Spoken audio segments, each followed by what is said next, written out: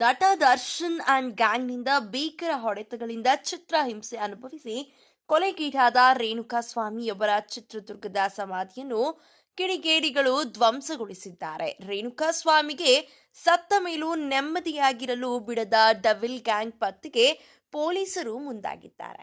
ನಟ ದರ್ಶನ್ ತೂಗುದೀಪ ಅಂಡ್ ಗ್ಯಾಂಗ್ನಿಂದ ನಡೆದ ರೇಣುಕಾಸ್ವಾಮಿ ಭೀಕರ ಹತ್ಯೆ ಪ್ರಕರಣದ ರಾಜ್ಯಾದ್ಯಂತ ಸಂಚಲನ ಮೂಡಿಸಿತ್ತು.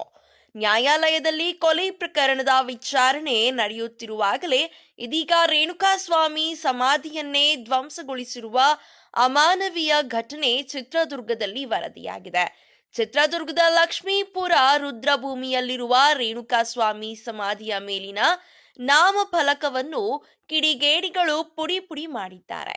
ಇದರಿಂದಾಗಿ 2024ರ ಜೂನ್ 8ರಂದು ಕೊಲೆಯಾದ ಬಳಿಕ ಚಿತ್ರದುರ್ಗದಲ್ಲಿ ಅಂತ್ಯ ಸಂಸ್ಕಾರಗೊಂಡಿದ್ದ ದಿವಂಗತ ರೇಣುಕಾಸ್ವಾಮಿಗೆ ಸತ್ತ ಮೇಲೂ ನೆಮ್ಮದಿ ಸಿಗದಂತಾಗಿದೆ. ಚಿತ್ರದುರ್ಗದ ನಿವಾಸಿ ರೇಣುಕಾಸ್ವಾಮಿ ನಟ ದರ್ಶನ್ ಅವರ ಆಪ್ತೆ ಪವಿತ್ರ ಗೌಡ ಅವರಿಗೆ ಅಶ್ಲೀಲ ಸಂದೇಶ ಕಳುಹಿಸಿದ್ದರು ಎಂಬ ಆರೋಪದ ಮೇಲೆ ಕಿಡ್ನಾಪ್ ಮಾಡಿ ಬೆಂಗಳೂರಿಗೆ ಕರೆತಂದು ಅಲ್ಲಿ ದರ್ಶನ್ ಮತ್ತು ಗ್ಯಾಂಗ್ನಿಂದ ಭರಭ್ರ ಹಲ್ಲೆಗೊಳಗಾಗಿ ಕೊಲೆಯಾಗಿದ್ದರು. ಬೆಂಗಳೂರಿನ ರಾಜ್ ಕಾಲುವೆ ಬೀದಿ ಹೆಣವಾಗಿ ಬಿದ್ದಿದ್ದ ರೇಣುಕಾಸ್ವಾಮಿ ಮೃತದೇಹವನ್ನು ಚಿತ್ರದುರ್ಗಕ್ಕೆ ತರಲಾಗಿದ್ದು, ಪತ್ನಿ ಸಹನಾ ಮತ್ತು ಪಾಲಕರ ಸಮ್ಮುಖದಲ್ಲಿ ಲಕ್ಷ್ಮೀಪುರ ರುದ್ರಭೂಮಿಯಲ್ಲಿ ಅಂತ್ಯ ಸಂಸ್ಕಾರ ನೆರವೇರಿಸಲಾಗಿತ್ತು. ರೇಣುಕಾಸ್ವಾಮಿ ಕೊಲೆಯಾದ ಕೆಲವೇ ದಿನಗಳಲ್ಲಿ ಅವರ ಪತ್ನಿ ಗಂಡು ಮಗುವಿಗೆ ಜನ್ಮ ನೀಡಿದ್ದರು. ರೇಣುಕಾಸ್ವಾಮಿ ಸಮಾಧಿ ಧ್ವಂಸಗೊಳಿಸಿರುವ ಬಗ್ಗೆ ಕುಟುಂಬಸ್ಥರಿಗೆ ಮಾಹಿತಿ ತಿಳಿದಿಲ್ಲ ಎಂದು ಹೇಳಿದರು. ಸ್ಥಳೀಯರಲ್ಲಿ ಕೆಲವು ಶಂಕೆಗಳು ವ್ಯಕ್ತವಾಗಿದೆ. ಲೇಔಟ್ ನಿರ್ಮಾಣ ಶಂಕೆ.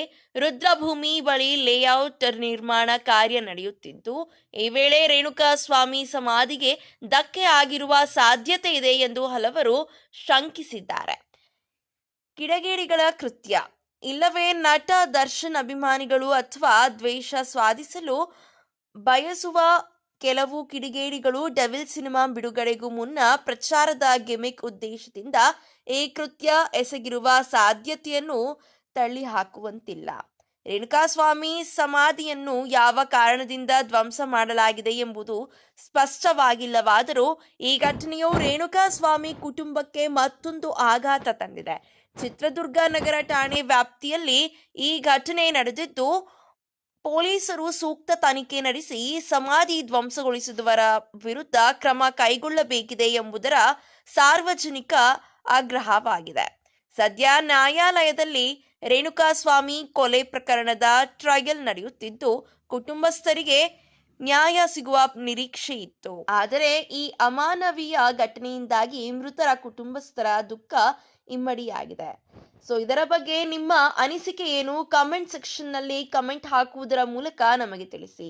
ಇದೇ ರೀತಿಯ ಸಿನಿ ಅಪ್ಡೇಟ್ಸ್ಗಳಿಗಾಗಿ ಹಾಗೂ ಕನ್ನಡ ಬಿಗ್ ಬಾಸ್ ಸೀಸನ್ 12ರ ಲೇಟೆಸ್ಟ್ ಅಪ್ಡೇಟ್ಸ್ಗಳಿಗಾಗಿ ಈ ಕೂಡಲೇ ನಮ್ಮ ಯೂಟ್ಯೂಬ್ ಚಾನೆಲ್ ಅನ್ನು ಸಬ್ಸ್ಕ್ರೈಬ್ ಮಾಡಿ ಹಾಗೂ ಪಕ್ಕದಲ್ಲಿ ಕಾಣ್ತಿರುವಂತಹ ಬೆಲ್ ಐಕಾನ್ನ ಕ್ಲಿಕ್ ಮಾಡಿ.